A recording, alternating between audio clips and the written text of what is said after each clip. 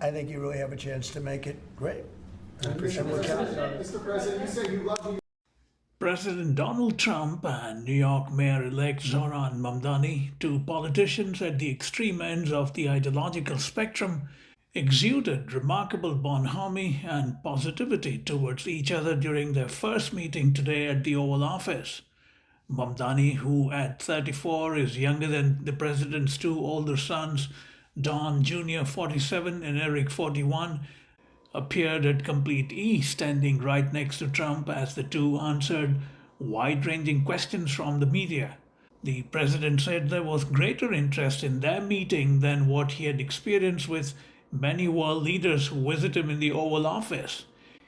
It was almost as if Trump instantly identified with Mamdani's celebrity, as well as the fact that he will be sworn in as mayor of a city that the president was born in and is passionately attached to. Trump said, and I quote him now, "I feel very confident that he can do a good job. I think he's going to surprise some conservative people actually." Unquote. He also called Mamdani a rational man. Mamdani called their meeting very productive and said several times he appreciated the president's response during their conversation. The two seemed to bond over the message of affordability which won Mamdani the election and which the president frequently spoke about earlier but has lately disregarded. While the president remained seated, Mamdani stood by his side. At one point, Trump did his familiar handshake with Mamdani, patting him on his hand. Trump was asked whether he would feel comfortable living in New York under Mayor Mamdani. He answered, and I quote him now, "I would feel very, very comfortable living in New York," unquote.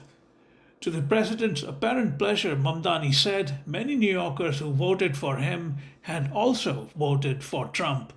Quite clearly, Mamdani's approach to his meeting with the president had been influenced by the threat of the National Guard being sent to New York, as well as federal funding being withheld.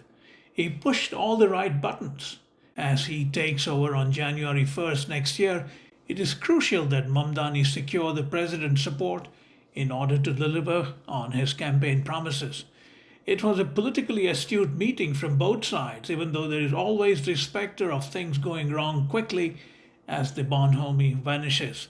It is clear, though, that President Trump has been impressed by Mamdani's skills as a politician who employed social media platforms with consummate ease like the president has.